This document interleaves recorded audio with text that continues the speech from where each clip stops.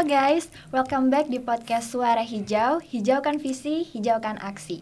Oke, sebelum kita mulai acara kali ini ya, mungkin aku mau sedikit ngerimain ke teman-teman. Kalau teman-teman ingat atau mungkin belum pernah lihat podcast dari LHBMKM sebelumnya, kita tuh pernah bahas tentang pengelolaan sampah plastik dan kebijakannya di Yogyakarta. Nah, waktu itu kebetulan bintang tamunya sendiri itu adalah teman-teman dari SRI UGM, dan kita sempat singgung sedikit nih mengenai yang namanya energi terbarukan. Nah, kenapa hal ini tuh perlu dipelajari dan lain-lain, itu akhirnya kita lanjutkan di podcast kali ini. Untuk itu, hari ini kita akan membahas tentang menyusuri jalan menuju masa depan yang berkelanjutan bersama aku Lisa sebagai moderator, dan tentunya di sini aku nggak sendiri. Di sini aku ditemani oleh sosok pria tampan. Di sebelah aku ada Kak Nicholas Pandu Dewata. Halo Kak Niko. Oke, halo. Oke, apa kabar nih di hari ini? Baik ya, aman. Oke, mungkin selain aku ya, karena kita tadi kan baru banget kenalan, mungkin dari teman-teman juga mau kenal dulu nih lebih lanjut sama Kak Niko, atau mungkin teman-teman di sini fansnya Kak Niko gitu kan. Jadi boleh memperkenalkan diri terlebih dahulu, terus kayak kesibukannya apa aja gitu. Oke, perkenalkan, sebelumnya nama saya Nicholas Pandu Dewanata, biasa dipanggil Pandu sebenarnya. Jadi aku di sini sebagai mahasiswa akhir Teknik Industri UPN Veteran Yogyakarta angkatan 2020. Lalu kebetulan kemarin dihubungi oleh teman-teman dari BMLH ya, Noval. Jadi aku di sini sebagai perwakilan SRI. Sebenarnya pernah tugas ya. Jadi aku periode sebelumnya as a ex Vice President Society of Renewable Energy UPN Veteran Yogyakarta 2023-2024. Oke. Gitu. Ini berarti aku manggilnya Kak Pandu atau Kak Niko? Pandu boleh. Pandu aja ya, oke Pandu. Tapi nanti misalkan Niko nggak apa-apa ya? Aman. Oke, tadi kan nyinggung soal jurusannya di teknik industri gitu kan. Betul. Berarti emang sebenarnya kalau di Tekdus tuh juga melajarin soal renewable energy atau gimana sih Kak? Kenapa akhirnya kok bisa tertarik untuk join organisasi tersebut? Oke, ini ngomongin join organisasi sebenarnya awalnya itu kan aku join SRI itu kira-kira tahun 2022 gitu. Jadi SRI UPN itu terbentuk sebenarnya itu di tahun ini masih baru banget. Jadi waktu aku datang itu tuh masih baru, dan itu masih tahun kedua gitu. Lalu simple banget sih sebenarnya kalau join organisasinya ya. Simpelnya adalah pengen ketemu orang dari background yang beda gitu. Nah, terus kalau ditanya nyambung nggak teknik industri sama renewable energy, sedikit kita pelajari, nggak sedikit juga sih sebenarnya, lumayan disinggung gitu, karena berhubungan sama manufacture. Nah dari manufacture itu pasti ada proses-proses yang berhubungan dengan energi. Kira-kira gitu. Oke, mungkin sebelum kita bahas lebih lanjut ya terkait kayak proses pengembangan renewable energy dan lain-lain, banyak yang nggak tahu sebenarnya renewable energy atau energi terbarukan tuh seperti apa gitu. Oke, aku berangkat dulu deh dari energy consumption. Oke, jadi di podcast ini mudahnya ya, ini ada lampu, terus juga ada mikrofon, gitu kan. Sekarang kita lihat aja bahwa satu kegiatan podcast ini aja butuh energi gitu. Dari lampu pasti dari listrik. So basicnya adalah dengan kita harus analyze dulu nih sebenarnya tuh listrik tuh dari mana di Indonesia. Nah di Indonesia sendiri yang jelas itu masih memakai energi khususnya itu dari batubara. Nah dari proses-prosesnya itu tuh menghasilkan yang namanya emission gitu. Jadi yang jelas bakal ada karbon dioksida atau polutan-polutan yang buat emisi tadi, lalu ngebuat climate change, global warming dan sebagainya. Nah dari hal tersebut makanya kita tuh berpikir gimana sih, atau ada nggak sih energi alternatif lain yang setidaknya emisinya itu lebih rendah gitu. By definition memang renewable energy itu energi yang bisa dibilang emisinya itu lebih rendah, dan resource-nya mostly ya dari natural resource sih, gitu, dari alam. Berarti bisa dibilang energi terbarukan ini tuh salah satu alternatif untuk menggantikan energi konvensional gitu. Betul, ya. Betul. Nah berarti kalau misalkan di SRI sendiri tuh yang dipelajarin biasanya gimana tuh? Oke, ini kegiatannya kah? Kegiatannya kayak gitu. Fokus aja dari SRI UPN sendiri itu ada 2 sih sebenarnya. Kita accelerating di SDGs number 7 sama 11. Jadi emang fokus di energi dan juga isu climate change gitu. Jadi kegiatannya memang berbau-bau hal yang seperti itu gitu. Jadi kita ada pembelajaran tentang energi udah jelas. Terus juga real actionnya itu kemarin kita nanam mangrove juga di Kulon Progo, di Bantul juga gitu. Jadi kegiatannya fokusnya di 2 hal tersebut. Gitu. Iya, berarti memang menghimbau mahasiswa untuk lebih aware lagi terkait energi terbarukan ini gitu ya. Jadi kan tadi bisa dibilang alternatif tuh dari energi konvensional. Emangnya kenapa sih Kak energi terbarukan itu sepenting itu gitu? Selain pastinya sebagai alternatif ya, apakah ada hubungannya sama iklim mungkin, pemanasan global dan lain-lain gitu? Oke, jadi nah ini dibahas nih di Tekdus. Jadi kalau di teknik industri itu kan kita belajar revolusi industri ya. Nah, jadi secara grafik gitu dari industri yang terus berkembang, apalagi khususnya waktu manufacture itu lagi gila-gilanya, quote unquote. Jadi itu semakin besar yang tadi aku sebutin emisinya. Nah, dari emisi itu kita ngerasain semakin meningkatnya suhu gitu. Jadi yang awalnya itu grafiknya sebenarnya kayak gini. Mungkin kamu boleh ngecek nanti di HP growth of emission. Grafiknya itu dia yang awalnya itu naik, mungkin turun dikit nih di per tahun, naik lagi dikit. Nah, tiba-tiba waktu revolusi industri gas gitu, dia naiknya eksponensial, melambung ke atas atau berkali-kali lipat lebih cepat kayak gitu. Nah, terus kenapa itu penting untuk dibahas? Karena tadi semakin cepat juga suhu di bumi ini meningkat gitu. Nah, mungkin banyak pertanyaan nih. Terus ngaruhnya apa dah? Gitu kan? Ngaruhnya apa? Suhu meningkat. Terus juga concernnya itu kenapa? Gitu. Sebenarnya concernnya itu tadi.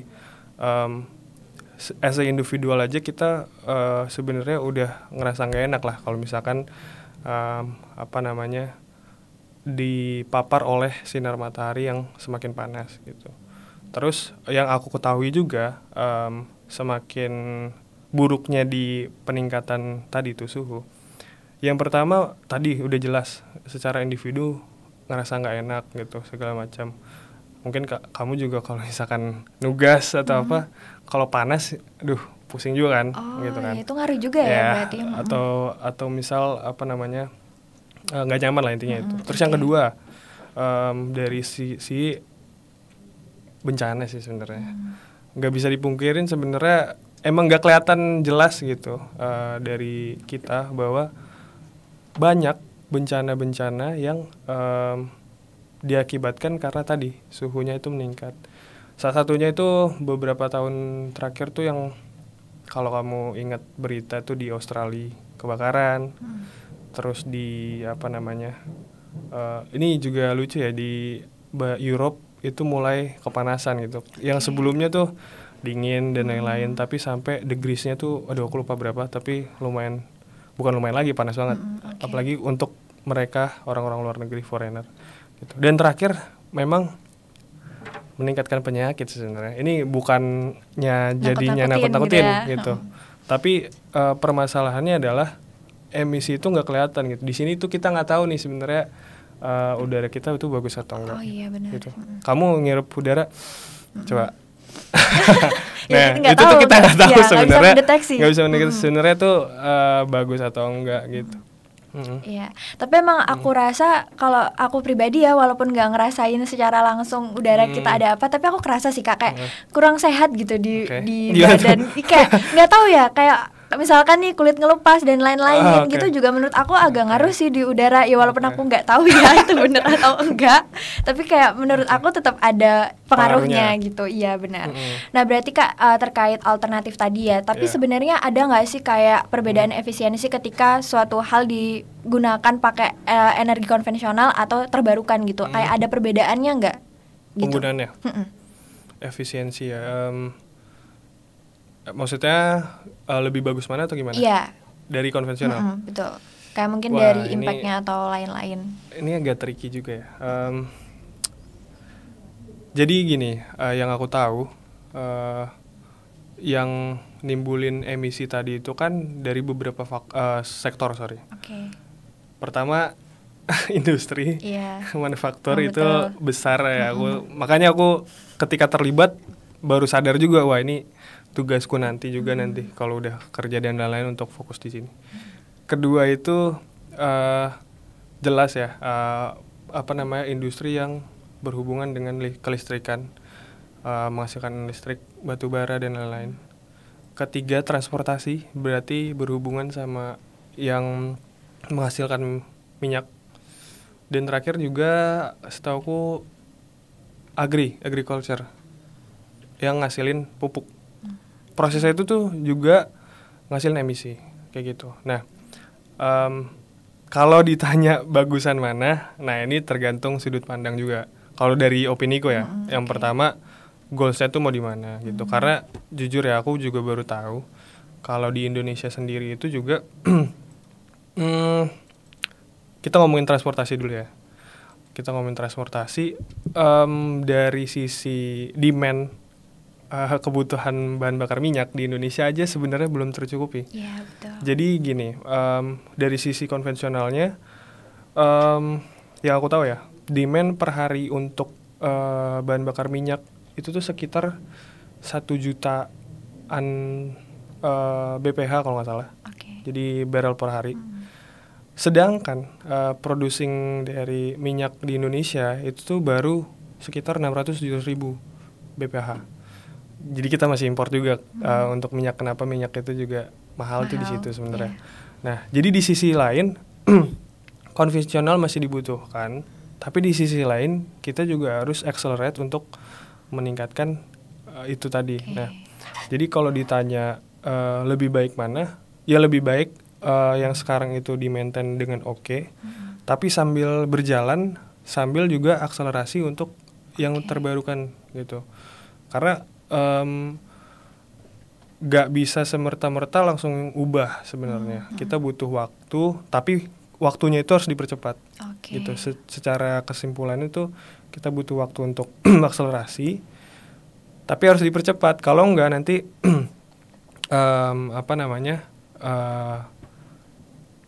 itu balik lagi tentang lingkungan, hal-hal yang dampaknya gitu dan lain-lain itu bakal berbahaya banget. Jadi kalau bisa untuk saat ini, kalau dari opiniku pribadi, yang renewable energy harus dipercepat, tapi yang konvensional harus di-maintain dengan baik gitu. Tapi apakah ketika nanti misalkan energi terbarukannya itu sudah dikembangkan dengan baik, apakah memungkinkan energi konvensionalnya tuh hilang gitu begitu saja, atau tetap bakal dilakukan untuk hal-hal yang lain gitu? Oke. Untuk saat ini jujur aku belum bisa jawab kenapa, karena kita nggak tahu teknologi apa ke depan yang bisa benar-benar tanda kutip menghilangkan itu gitu. Tapi karena gini, marketnya sekarang itu konvensional masih ada gitu. Tapi kita mau ngebuat market baru dari sisi renewable energy gitu. Jadi kalau menurutku hilang atau enggak itu tergantung adaptasi ke depan gitu. Untuk saat ini, untuk beberapa tahun ke depan aku masih menjawab belum mungkin gitu. Belum mungkin untuk pure langsung change into benar-benar semua fully renewable energy, kayaknya belum bisa karena cost investmentnya juga tinggi, terus juga market pasarnya tadi aja deh dari minyak aja masih tinggi iniannya, terus juga batu bara sebenarnya itu tuh nggak bisa langsung ditutup gitu. Semua teknologinya, karena dia teknologi itu punya masa pakai gitu, jadi dia punya masa pakai. Sayang dong kalau masa pakainya ini yang tadinya udah diinvestasiin ke situ langsung hilang, langsung ditutup gitu. Jadi kalau untuk menjawab itu tugas kita untuk menjawab nanti sih. We'll see ya. Jadi kita harus menjaga juga. Tapi kalau bahas soal teknologi nih Kak, berarti soal energi terbarukan ini gimana sih perkembangan teknologinya saat ini beberapa tahun terakhir khususnya di Indonesia gitu? Oke. Aku biasanya ngelihat perkembangan tuh 5 tahun terakhir aja. Dari 2019 aku kalau aku sendiri karena aku ngeliatnya dari pribadiku dulu. Aku tuh nggak pernah dengar tuh ada isu-isu yang tadi tuh dalam tanda kutip peningkatan suhu, terus juga tiba-tiba ada apa namanya EV electric vehicle gitu, terus juga teknologi lain. Aku tuh baru melek, mungkin juga ya karena informasi sekarang lebih cepat gitu. Betul. Jadi kalau ditanya teknologinya gimana, sangat amat melek sih sekarang gitu. Karena udah mulai kerasa nih, panas yang mulai kerasa, terus juga apa namanya aware-nya juga mulai banyak gitu. Jadi kalau masalah teknologi bakal lebih baik. Kemarin juga setauku di beberapa penelitian juga kayak wind turbine itu udah capacity-nya makin besar untuk menangkap energinya. Terus juga kalau di Indonesia sendiri sih paling yang berita-berita tuh kayak floating solar PV itu, jadi ada PV di apa namanya ngambang di permukaan di daerah Cirata, Jawa Barat gitu. Jadi sekarang tuh udah melek banget karena mulai kerasa nih dampaknya. Dampaknya. Jadi sebenarnya kayak adanya organisasi di kampus juga kayak SRI dan lain itu juga salah satu bentuk kalau kita tuh udah aware gitu ya terhadap apa ya tanda-tanda lah ya yang terjadi gitu. Nah tapi kan itu mungkin dari sisi kita gitu. Tapi kalau dari pemerintah sendiri nih Kak, sebenarnya untuk mendukung pengembangan ini tuh kayak gimana sih? Mungkin ada nggak kebijakan dari Kementerian Lingkungan, Pemda atau kayak tingkat regional sendiri gitu biasanya? Oh gitu. Memang harusnya berjalan barengan ya. Jadi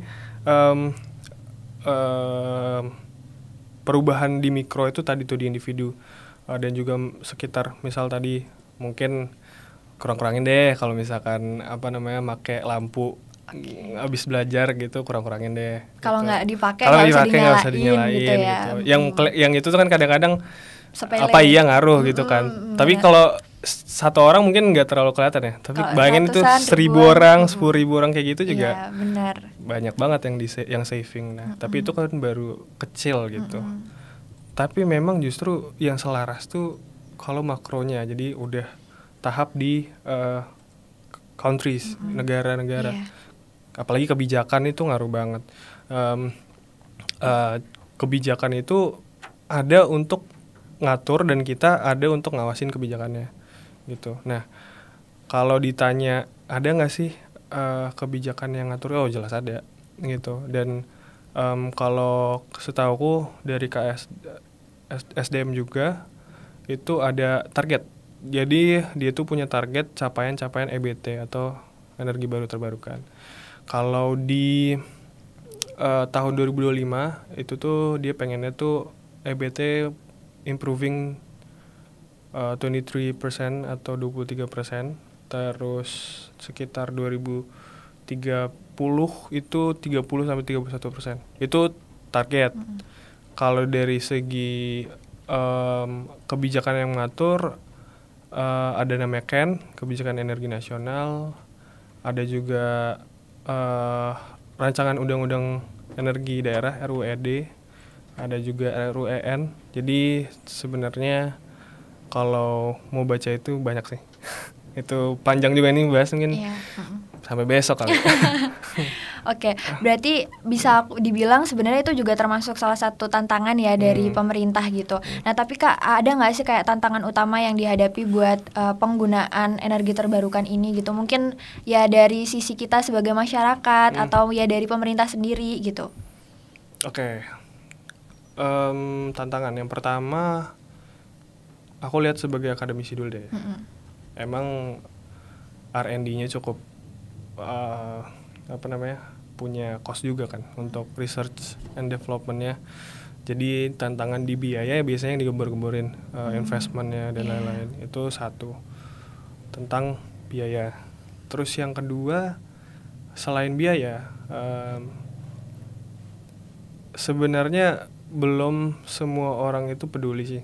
Oke, gitu. Awareness-nya ya. Iya, jadi belum semua orang peduli, belum semua orang itu pengen terjun ke sana. Dan sebenarnya juga kadang mau nggak mau ya itu berhubungan sama ya secara ekonomi juga. Jadi kadang tuh kan kayak contoh apa namanya electric vehicle gitu kan, motor listrik misal, yang awalnya apa namanya mungkin harganya mahal, makanya pemerintah tuh cari-cari gimana ya caranya supaya marketnya setidaknya ada nih gitu kan, supaya nanti nggak apa-apa motor konvensional masih ada tapi tetap accelerate motor listriknya, makanya ada subsidi untuk motor listrik contohnya kayak gitu. Nah karena memang tantangan terbesarnya juga itu dilihat dari perbedaan antara, kalau menurutku ya opiniku aja, perbedaan antara negara maju dan negara berkembang gitu. Jadi kamu pernah lihat di apa namanya salah satu artikel gitu, ada grafik nih, negara maju itu dia udah mengurangi emisi cukup besar.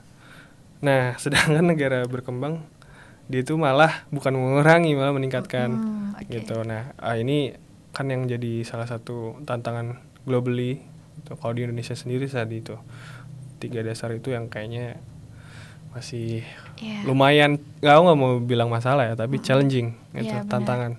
Ya menurut aku juga benar sih, soal awareness terutama masyarakat Indonesia itu memang masih kurang. Mungkin simple things kayak kalau teman-teman tahu konser Coldplay waktu itu, sorry, itu kan sempat viral juga ya, karena kita disuruh ngembaliin kayak gelang gitu kan, dan itu Indonesia yang paling rendah ngembaliinnya gitu. Itu simple things kayak gitu aja kita sebenarnya belum aware gitu loh. Jadi memang menurut aku hal ini juga apa ya, harus jadi PR kita bareng-bareng sih teman-teman, bukan cuma tentang peraturan kebijakan pemerintah aja gitu, tapi juga dari dalam diri kita sendiri tuh harus tahu kalau oh ini tuh penting loh buat kita ke depannya nanti gimana, untuk generasi kita selanjutnya gimana gitu kan. Nah Kak, kalau kita bicara perbandingan energi konvensional sama terbarukan ya, ada nggak sih dampak penggunaan energi terbarukan terhadap lingkungan gitu? Mungkin nggak seberpengaruh itu, terutama tadi kayak buat masalah iklim, pemanasan global gitu. Oke, dampak ya. Kalau dampak secara positif ya jelas, mostly renewable energies itu emisinya lebih kecil gitu. Tapi ini yang debatable juga sih kadang-kadang, kayak misalkan motor listrik ataupun PV lah, solar PV lah, itu kan komponen-komponennya diambil ya, komponen-komponen nikelnya juga kan bahan tambang tuh sebenarnya. Nah itu juga sering didebatin tuh, kayak yalah motor juga apa namanya bahan-bahannya juga diambil dari sektor tambang gitu. Nah masalah kalau kayak gitu terus mikirnya ya nggak bakal ada habisnya gitu. Makanya memang harus sampai di tahap ideal di mana produknya itu ngasilin low emission, tapi produknya sendiri diambil dari resource yang bukan dari bahan tambang gitu.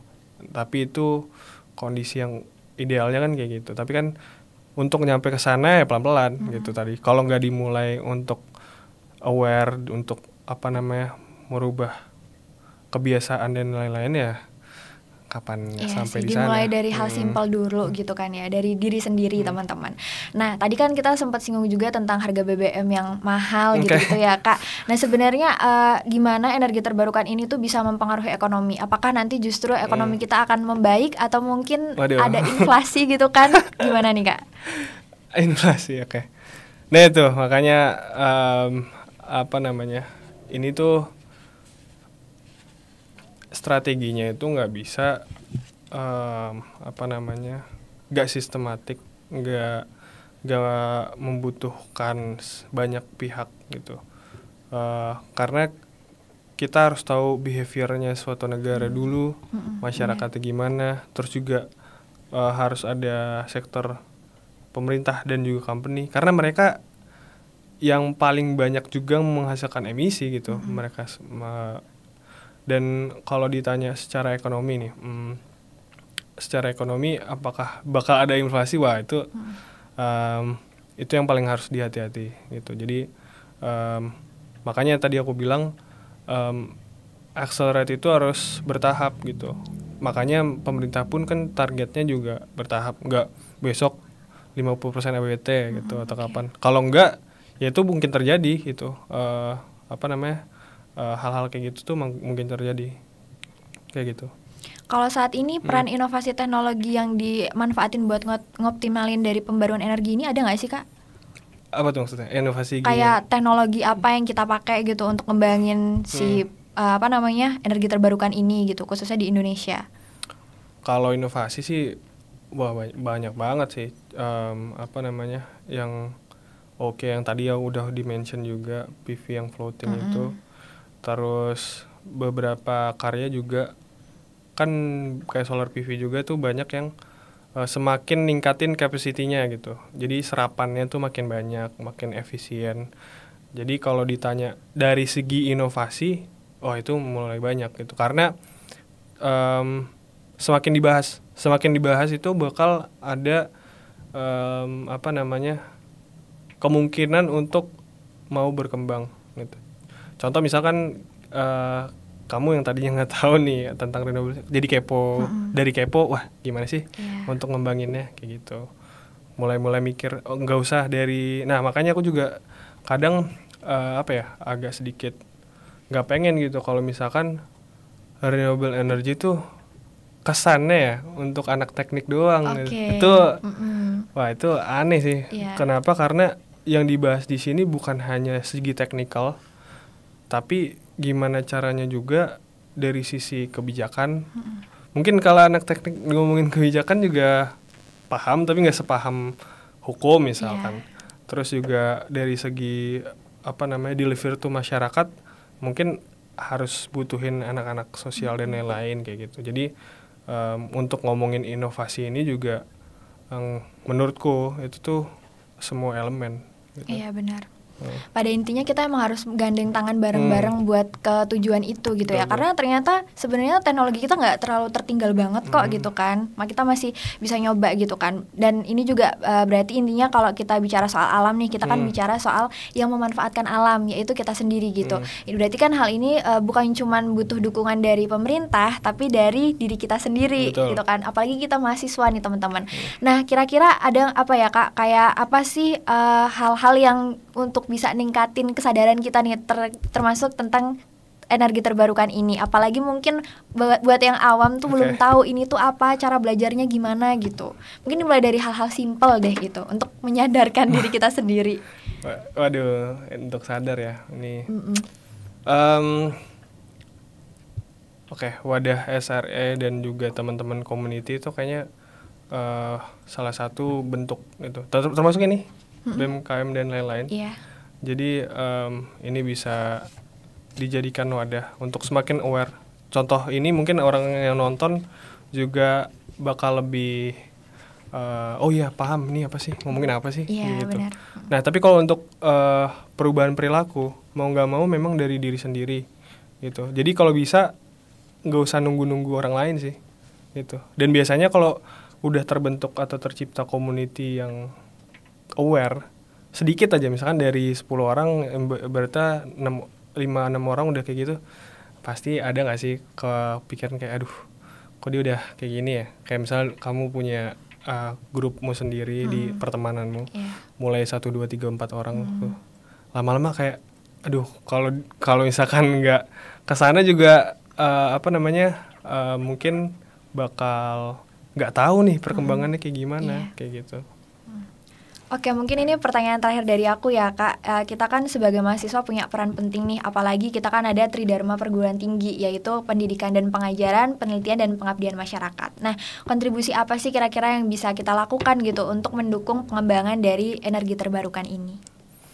Kalau boleh jawab sih 3-3-nya sih. Jadi kalau dari segi pendidikan dan penelitian ya tadi, itu udah jelas.